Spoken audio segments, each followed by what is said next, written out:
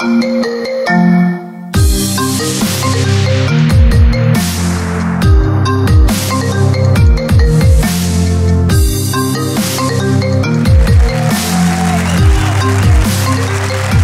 rant is called Notes from a Grateful Dickhead.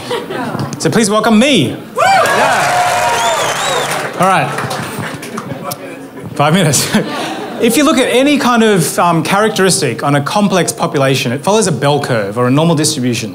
Say you've got a small bunch of very tall people, a small bunch of very short people, and most of us are somewhere in the middle of that range, right? Bear that in mind.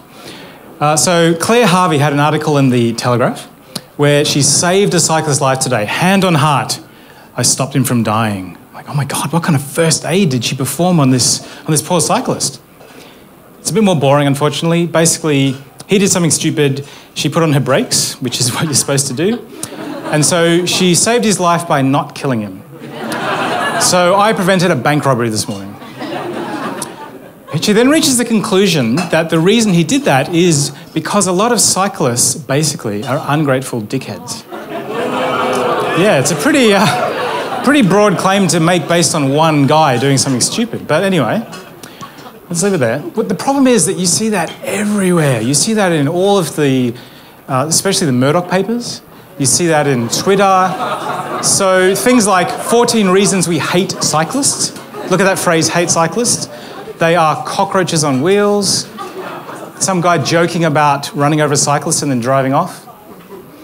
The problem with all of these, the mistake they're making is they think that no matter how complex you are as a person, as soon as you get on a bike, you just become a cyclist. That's all you are as a cyclist. All cyclists are the same.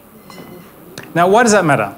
Think about how, for other groups of people, we would never make these broad generalizations. It would be offensive, it would be abusive. You just wouldn't say it. But for cyclists, it's okay. Why is that? Why are cyclists different? Now, let me tell you an embarrassing story as to why I think it matters. When I was growing up, I didn't know any openly gay people. The only gay people I knew were on things like Eddie Murphy, talking about faggots, faggots, faggots. So I just thought gay people were faggots. Can you imagine how much sympathy I had when a gay person was bashed and murdered? I'm ashamed to say I had no sympathy because they weren't people to me, they were just faggots because of the way that it was constantly used in all the things I saw. So how does that relate to cyclists? Well, if you're a cyclist, you were used to car drivers passing by really, really close to you, dangerously close, and then cutting in front of you. Here is a police motorcyclist doing that to a cyclist. He's about 20 centimetres away. Now, that beautiful bike could be over the horizon in a split second, but he chose to cut right in front of that cyclist because he doesn't respect the cyclist. This gentleman ran into 7 cyclists, and when he finally stopped his car, instead of saying, "Oh my God, I'm so sorry, you guys okay?" he said, "You shouldn't have been there on the road. You shouldn't be here in the first place." So this is the kind of thing that happens if you allow abusive cyclists to become the norm. A cyclist was unfortunately killed a while ago, and so a bunch of other cyclists banded together and said, "We need to make this section of the road safer." So the predictable response, once you guys start paying road tax, then we might start listening to you. Now the thing is, there is no road tax. None of you pay road tax. You pay $1,000 a year in rego, you pay $1,000 on your green slip, you pay 30 cents a litre on your fuel excise. That's not road tax. That might cover one pothole for each of you. The rest of it comes out of the general tax, which cyclists also pay. But the more important thing is the amount of tax that you pay really the most important thing about you? Of all of you people there, should we rank you based on how much tax you pay? We're all contributing a lot more than just tax. Now, that's not to say that some cyclists are not ungrateful dickheads. If you're a cyclist like me, and you're facing an empty bike path and a one-way street with cars coming towards you, use the cycle path. It's common sense. Don't be an ungrateful dickhead. But if you're a car driver, think about why cyclists sometimes don't use the bike paths. As we saw in Melbourne last month, sometimes the bike paths put you in active danger. They put you in the range of the car door, which can open and kill you.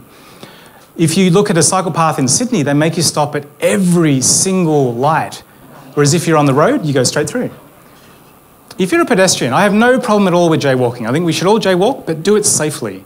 Open your eyes. This guy here is walking through on his phone, doesn't even look up as I go weaving through him on my green light.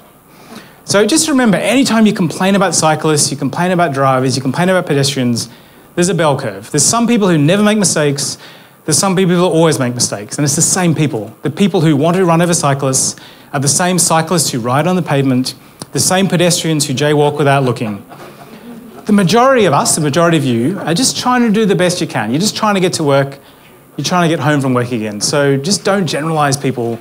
Remember the bell curve. Every day I cycle to work, and as I leave, my family come out and they wave me goodbye. Nice, eh? So I promise that I will try my best not to be an ungrateful dickhead. But if I do something stupid by mistake, please do not kill me. Thank you.